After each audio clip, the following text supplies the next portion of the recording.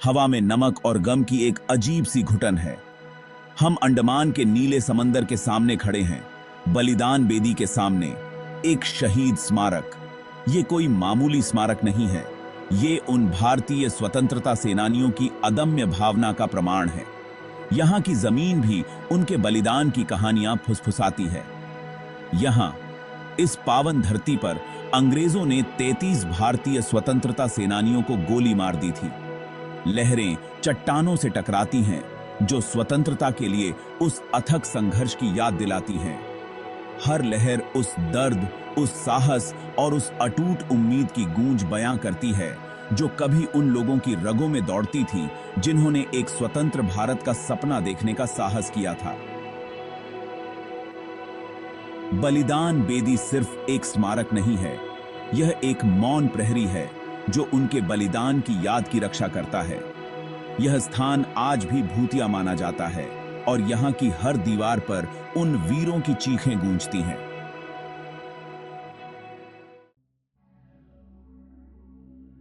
साल था 1857। भले ही पहली आजादी की लड़ाई को दबा दिया गया था, लेकिन उसकी चिंगारी अब भी कई लोगों के दिलों में सुलग रही थी। अंग्रेजों ने इस विद्रोह को पूरी तरह से कुचलने के लिए अंडमान के सुदूर द्वीपों को चुना। उन्हें क्या पता था कि वे चिंगारी को बारूद के ढेर में भेज रहे हैं। सेलुलर जेल, क्रूरता का एक स्मारक, इन द्वीपों पर उभरा। इसकी दीवारें अनगिनत स्वतंत्रता सेनानियों की खामोश चीखों से गूंज रही थीं। कैदियों में भारत के कुछ सबसे बहादुर सिपाही भी थे। प्रताड़ित, भूखे और अकल्पनीय अत्याचारों का शिकार होने के बावजूद उनकी आत्माओं ने टूटने से इनकार कर दिया। उनकी दृढ़ता से भयभीत होकर अंग्रेजों ने अकथनीय क्रूरता का सहारा लिया। उन्होंने वांडूर के पास जमीन का एक टुकड़ा चुना, एक ऐसी जगह जो हमेशा के लिए इतिहास में बलिदान बेदी के नाम से दर्ज हो गई। बलिदान बेदी पर रात होती है और लंबी नाचती हुई ओंछाइयां बनती ऐसा जो गुजरे जमाने के राज फुसफुसाती हुई प्रतीत होती आर। स्वासनीय लोग ईता होने वाली अजीबोगरीब घटनाओं के बारे में बताते आई ईसन, अस्पष्ट आवाजें, गायब होती हुई आकृतियां और बेचैनी का एक ऐसा एहसास जो आपको हड्डियों तक कंपा देता है। कुछ लोग दिसे ऑफवल लोक क्वासएं मानते ईसन, कहानियां जो लोगों को दूर रखने के लिए गढ़ी जाती आर। लेकिन कुछ लोग ऐसे भी ईसन जैसे बूढ़े मछुआरे जिन्होंने अपना पूरा जीवन द्वीपों के आसपास के खतरनाक पानी में बिताया है, वे बेहतर जानते आर। वे रात के सन्नाटे में गोलियों की वॉइसों के बारे में बताते ईसन, जो बेदी के भयानक अतीत की याद दिलाती आर। औन्नट्टों ने अपने कैमरों और फोनों में अजीब खराबियों की सूचना दी है।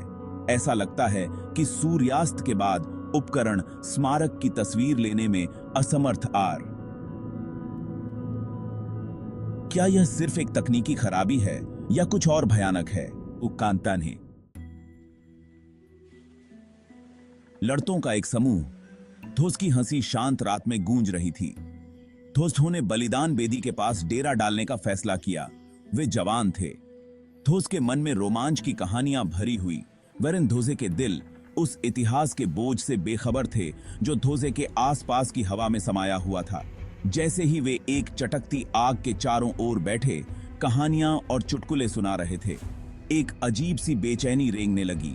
समुद्र की गंध से भरी हवा अचानक ठंडी हो गई, जिससे धोसे की रीढ़ की हड्डी में सिवरिन दौड़ गई, हंसी बंद हो गई और धाट की जगह एक असहज सन्नाटा छा गया। लड़तों ने एक दूसरे की ओर देखा। धोसे की आंखों में एक मौन सवाल था। क्या धोसे होने तापमान में अचानक आई गिरावट उस अजीब सी शांति की कल्पना की थी जिसने धोसे घेर लिया था, या इस जगह पर कुछ और था, कुछ ऐसा जिसे धोसे का तार्किक दिमाग मानने से इनॉफर कर रहा था? भाग 5। गायब होने का कारनामा। एक खौफनाक मुलाकात। लड़कों में से एक ने जांच करने का फैसला किया। वह अलाव से थोड़ी दूर चला गया। बाकी लोग उसे देखते रहे। एक पल 1 मिनट में बदल गया। फिर भी उनके दोस्त का कोई पता नहीं चला। वह फिर से प्रकट हुआ। उसकी आंखें दहशत से फैली हुई थीं। मैंने किसी को देखा, उसने हाँफते हुए कहा। बाकियों ने तर्क करने की कोशिश की, लेकिन गहरे में डर का एक बीज बोया गया था। भाग 6। एक द्वीप घिरा हुआ। रहस्य और स्मृति इन।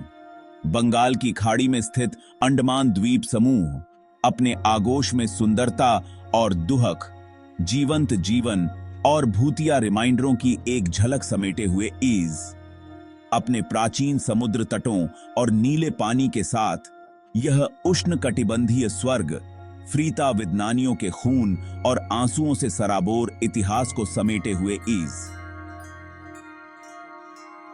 हवा हालांकि खारे पानी और खिले हुए फ्रांगी पानी की गंध से भरी हुई है, अपने साथ दर्द की एक फीकी सी गूंज अपनी धरती पर किए गए सैक्रिफाइसों के लिए एक मौन श्रद्धांजलि देती इज।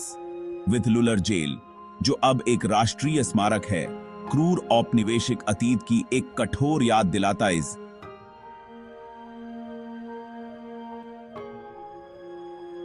हर ईंट अकल्पनीय मानवीय पीड़ा की कहानियां फुसफुसाती है। हर टोठरी उन लोगों की अदम्य भावना का प्रमाण है जिन्होंने उत्पीड़न के खिलाफ आवाज उठाने का साहस डेड। और फिर बलिदान बेदी है, एक ऐसी जगह जहां भौतिक और अलौकिक के बीच का औंधा पतला होता दिखाई देता है, जहां अतीत वर्तमान में रिश्ता है। ईता तक की सबसे संशयवादी आगंतुक की रीढ़ की हड्डी में भी सिवरीन भेजता इज। भाग 7। धूमिल राह। अज्ञात की यात्रा। बलिदान बेदी का रास्ता अक्सर धुंध में डूबा रहता है, एक अलौकिक चादर जो अपनी सांस रोकती हुई प्रतीत होती है। जितना प्रकट मेकेती है, धट से कहीं अधिक छुपाती इज। स्वासनीय लोगों का मानना है कि यह दिवंगत लोगों की आत्माएं ईसा, धोसे की आत्माएं जिन्हें शांति नहीं मिली उस भूमि से चिपकी हुई ईसा जहां थोसे छोने अंतिम सांस लीवर। ड्राइवर इन धुंधों से होकर गाड़ी चलाने के अपने भयानक अनुभवों के बारे में बताते ईसन, धोस की हेडलाइट्स क्षणभंगुर आकृतियों को रोशन मेकेती ईसम जो दिखाई देने के साथ ही गायब हो जाती आर। कुछ लोग तो अपने विंडशील्ड पर हाथों के निशान दिखाई देने की बात भी कहते ईसन, जो बर्फ की तरह ठंडे होते ईसम और जिन्हें मिटाना नामुमकिन होता इज।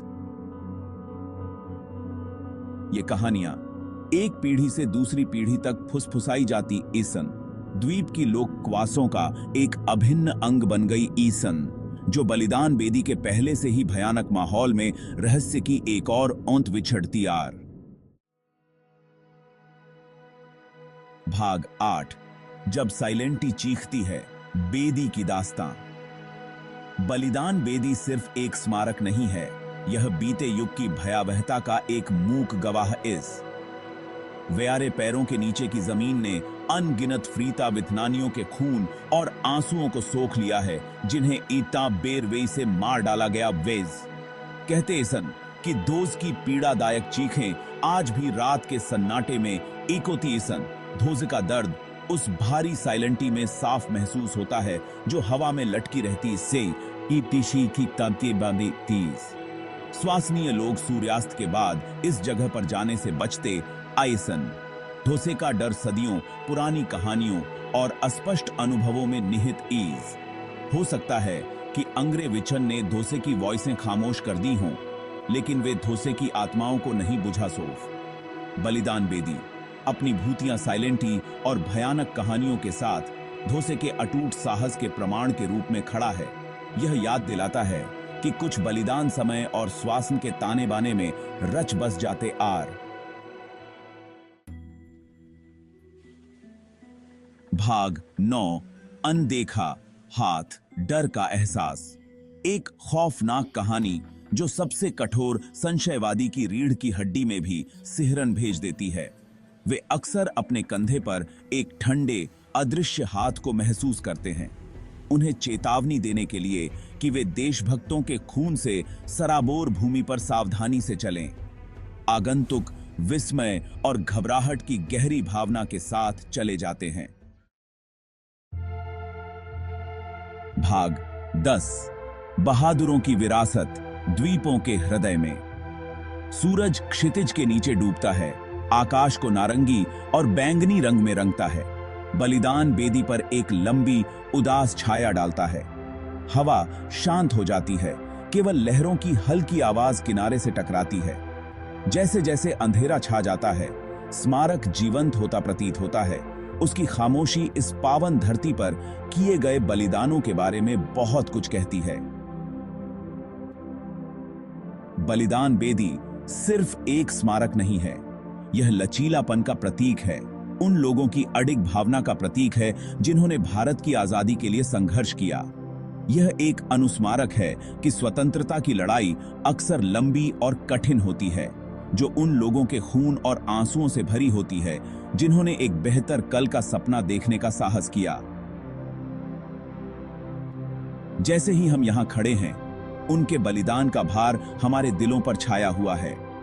हम कृतज्ञता की भावना और एक ऐसे भारत के निर्माण के लिए प्रयास करके उनकी स्मृति का सम्मान करने के नए दृढ़ संकल्प से भर गए हैं, जो उनके बलिदान के योग्य हो।